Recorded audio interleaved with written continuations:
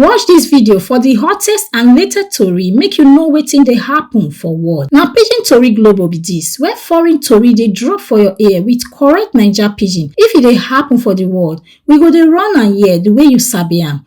Oya make we enter today gist. Wahala don burst between Elon Musk and Donald Trump as Musk don blast Trump new tax and spending bill, call am disgusting abomination. The billionaire tech boss post for X say the bill go just add more wahala for US budget deficit and carry Americans enter serious debt wahala. The bill wey representatives don pass last month still dey under Senate review. E get heavy tax cuts, more defense spending and plans for mass deportation of illegal immigrants. Musk vex say e go increase deficit reach $2.5 trillion and accuse politicians wey support am say dem don betray the American people. E even hint say next election dem go face serious payback. Trump still dey back the bill 100%. Call am him big beautiful bill. White House Press Secretary Caroline Leavitt talk say Trump sabi wetin Musk think, but him still stand gidigba behind the bill. The wahala no just end with Musk. Even Republican Senator Rand Paul don swear say he no go support the bill if he raise the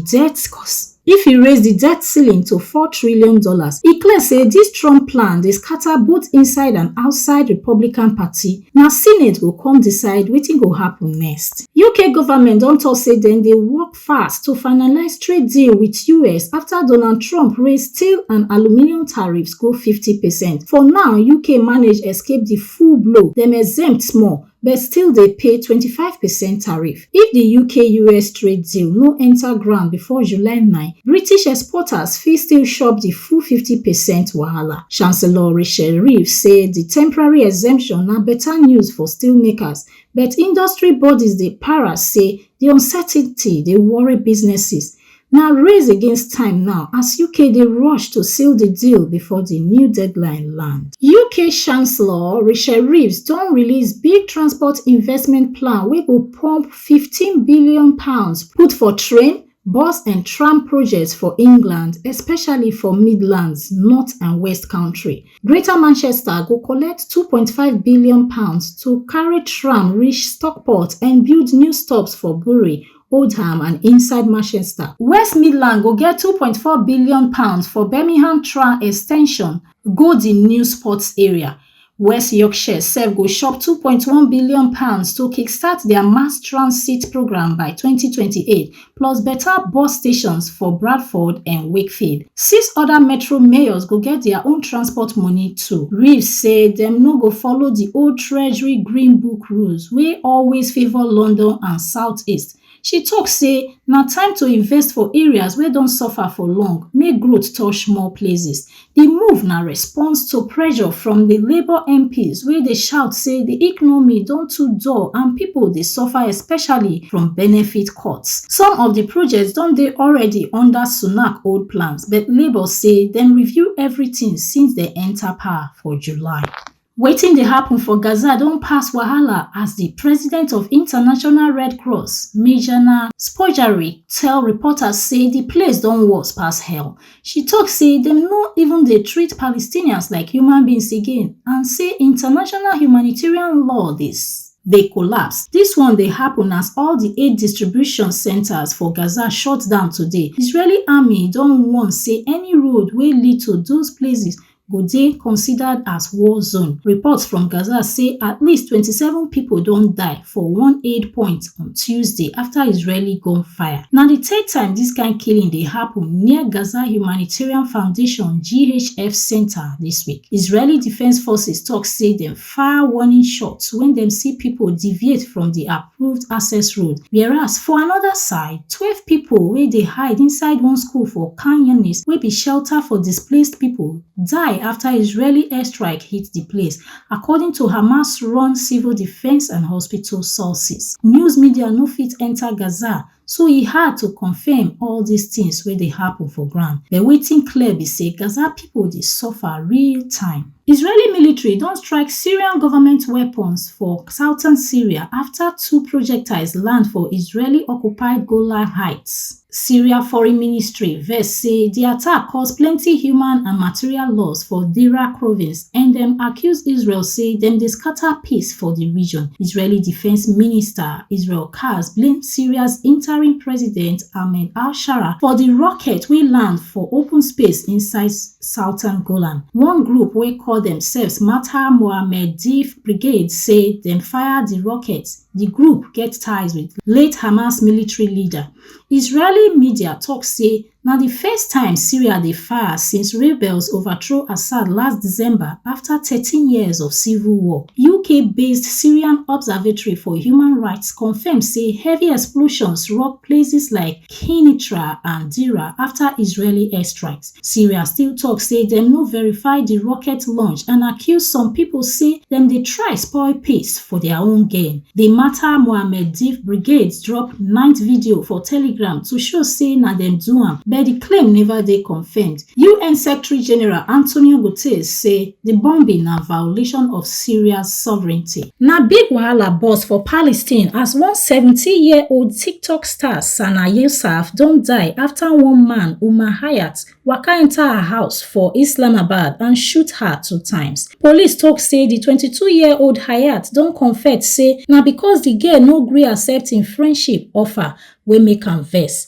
Dem say he don try meet her before but she no gree. The guy break into her house on Monday, shoot her, carry her phone and run. Her papa Said Yusuf Hassan tell reporters say Sana na im only daughter and she be brave girl. He say the pikin no ever complain about Hayat or anybody wey dey threaten her. Her auntie dey house when the thing happen and the guy even threaten to shoot her too. Sana die before dem fit rush am go hospital. The mother shock everybody for Pakistan. Police say the pressure to catch the killer heavy, so dem begin raid plenty places for Islamabad and Punjab and watch over 113 CCTV footage before dem finally catch the suspect. Dem don recover the gun and her phone. As the news spread, people begin para online. Some dey vex over her death, while others dey blame her, say she dey do influencer work. One digital rights group, Bolo B, say most of the backlash come from male internet users wey dey talk say she dey sin and her social media pages suppose comot. Human rights activist Dr. Fasana Bari blast the online talk say na misogyny and patriarchy full ground. She say the girl get voice and online space no safe again for women wey dey create content for Pakistan. Na serious matter. TikTok don block people from searching the hashtag skinny talk wey many people don drag say e dey push content wey dey glorify unhealthy slim body and dangerous weight loss habits. The hashtag bin get plenty videos like wetin I dey eat in a day and gym routines wey dey encourage serious lekpashangi. TikTok say dem block the search result because the tag don turn unhealthy and e dey linked to eating disorder content. Now, if you try search am, TikTok go redirect you go mental health support page. One oga from Eating Disorder Charity Beat, Tom Quinn, clap for TikTok move, but he still talk say more work still dey because people sabi find backdoor ways to post harmful content even though dem no use the exact hashtag. For example, US-based National Alliance for Eating Disorder talk say Skinny Talk get over 500,000 posts and some of them dey hide under healthy lifestyle but na disordered eating behavior they really dey promote. France own vex pass as experts dem don dey blow alarm say this kind content dey affect vulnerable youths. One nutritionist, Carol Copty, talk say social media dey wash patients' head well pass wetin 45 minutes consultation fit handle. France digital minister even celebrate for social media say Skinny Talk don end thanks to pressure from European politicians. One Indigenous lawyer wey dem call Hugo Aguilar dey lead to become Mexico new Chief Justice after dem do their first ever national judicial election with direct vote on Sunday. This na part of one big reform wey Morena Party, the party wey dey rule, push come. For the election, people vote for the entire judiciary for the first time.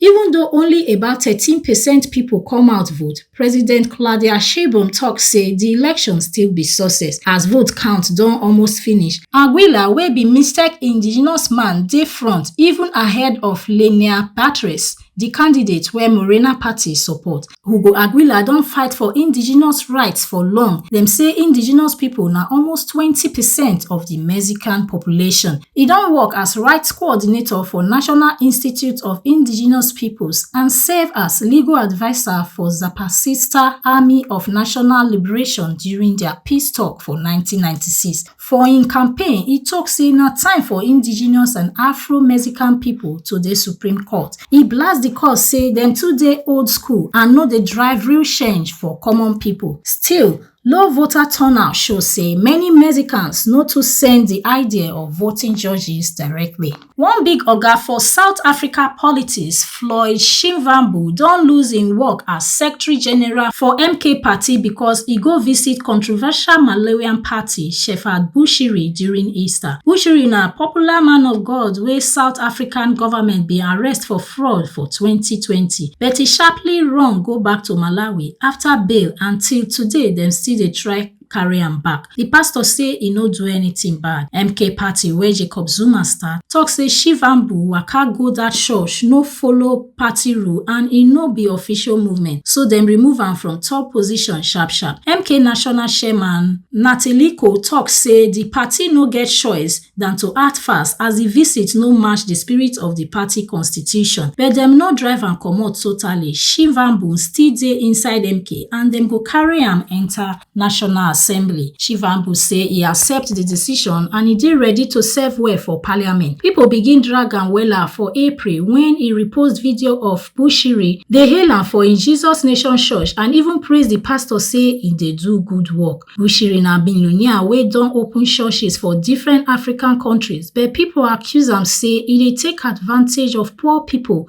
dey sell things like miracle oil and claim say e fit cure HIV, even blind eyes, make people rich, and even work on top air one time. The man of God and his wife also get rape case, but dem deny all the allegations. And the last one for today, free speech people and lawyers for Kenya don vex say dem carry writer Webster Oshara Elijah go court because he write book about Charlene Ruto, daughter of President William Ruto, and no ask her first. The book, Beyond the Name, Charlene Ruto and the Youth Uprising, na unauthorized biography. Charlie report am give police say the guy misuse her name. On Tuesday, they arrest am and charge am for impersonation. He plead not guilty and court don grant am bail. Dem charge am say Webster published the book before 22 May with plan to deceive people. But Charlie no vex for wetin dey inside the book. Na the fact say he no tell am before he write am dey pain her. Plenty people dey talk say this kind thing no be crime at all. One lawyer, Willis Otieno, talk say dem just dey use government power take protect fragile ego. Another literary critic, Mbugua Ngujiri, give example of one book about former President Uhuru Kenyatta wey nobody seek permission for and nothing happen. Ngujiri say even if 1 million people write book about Charlene, e still legal except the writer lie about her. Charlie talk say e no matter if the book talk good or bad as long as the guy no tell her he misuse her name. She say Kenya get bad habit so they use people name anyhow without consequences. The author na 25-year-old wey self-publish the book and the book never too spread. E no dey online and nobody really sabi wetin dey inside. Im lawyer Kennedy Mungare say to write book about public people no be crime. He don write books before on Ralia Indiga and Donald Trump. Another lawyer, Avan Odike, talk say the big government people suppose expect public talk and this kind arrest dey kill democracy. Charlie Ruto dey waka for public events steady and people dey call her Kenya or Ivanka Trump. For 2022, she talk say government money no dey fund any office of the first daughter. This matter dey raise more wahala for freedom of speech. And the story be that for today. And na Rebecca Goffey dey report for Pidgin Tori Global. Una do well.